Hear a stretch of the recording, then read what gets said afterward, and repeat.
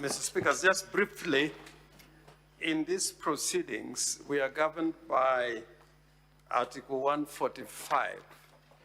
And there is a very unique provision in Article 145 that you don't find in legislations to do with even litigation in the courts.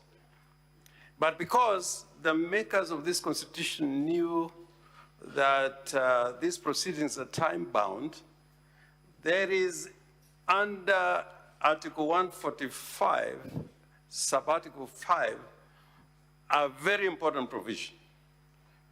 And I think that article is not there for cosmetic value.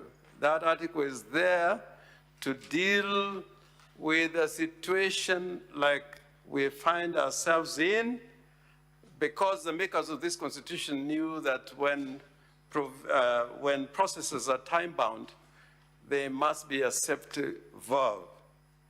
Article 145, Sub-Article 5, which applies mutatis mutandis in relation to the removal from office by way of impeachment of the Deputy President, states as follows. The President, and for that matter, it should be read, the Deputy President, shall they have the right to appear and be represented before the special committee during its investigation. Now, the point that I want to make, that not in a lot of legislation you find the right to be represented highlighted, because the Deputy President can elect to be represented either by his advocate or by him appearing in person, or having both the Deputy President and his advocate to appear. Now, I want to put before the Senate, because a lot of you have this problem a lot of time during the elections. If, in accordance with the election law, you are required to subscribe your nomination papers on a certain day, and you fail it, you're running for president or deputy president, and you're told that you must present your nomination papers on a certain day, as it is there in the law, would you feign sickness and fail to represent your nomination papers on that particular day? And I can tell you, if you fail to do so, the law will not give you an accommodation. You'll be out, and there are a lot of decisions on this matter. I want to talk to this Senate very frankly, that Senior Counsel Mwite was basically giving evidence. He has not told us where, or if he has told us, the medical institution where the Deputy President is. But for the Deputy President to fail to bring evidence, credible evidence before the House that has been admitted, even that evidence that has been admitted to a medical institution, we don't have it. We will rely on the evidence from my senior counsel, Paul Mwite. That is evidence.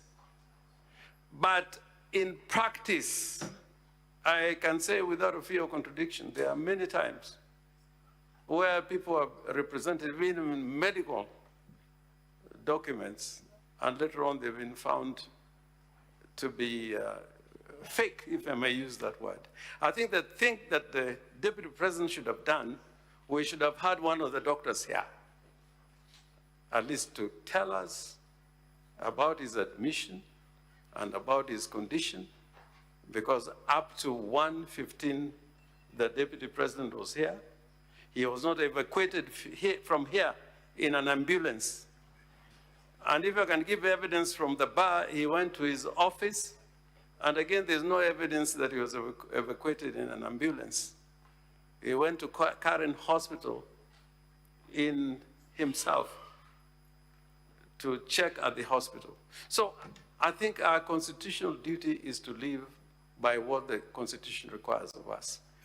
The greatest prejudice, for me, I was looking forward to cross-examine the Deputy President.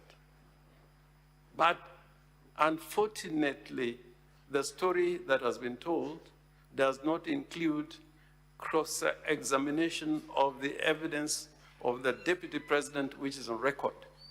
But because we are time-bound, and as my London friend Eric Gumba said, we are prepared to go by the evidence in record. The prejudice is to us.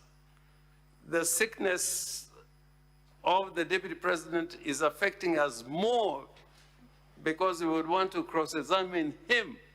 But he has evidence in record which we cannot test by the way of cross-examination.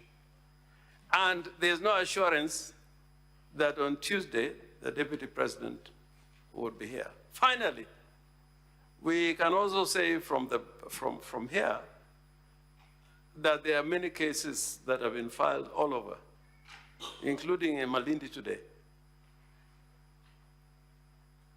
that has to do with the proceedings that are going on here. So I am in a position to say that this health condition in which the Deputy President is, and I sympathize, may be opportunistic in the absence of medical evidence from a doctor. It may be opportunistic. And I saw him when he came in. I'm not a doctor, but there was nothing to suggest that he was in the condition that Honorable Counsel has been talking about. So do the senators now turn into a jury to make a decision on the basis of evidence presented from the bar by senior counsel without no documentary proof of where the Deputy President is and what ailments is suffering for? I think the more important duty for this Senate is to comply with the Constitution. And we urge you to comply with the Constitution and proceed with the hearing of these impeachment proceedings. Thank you. Senior Counsel Paul Mwite.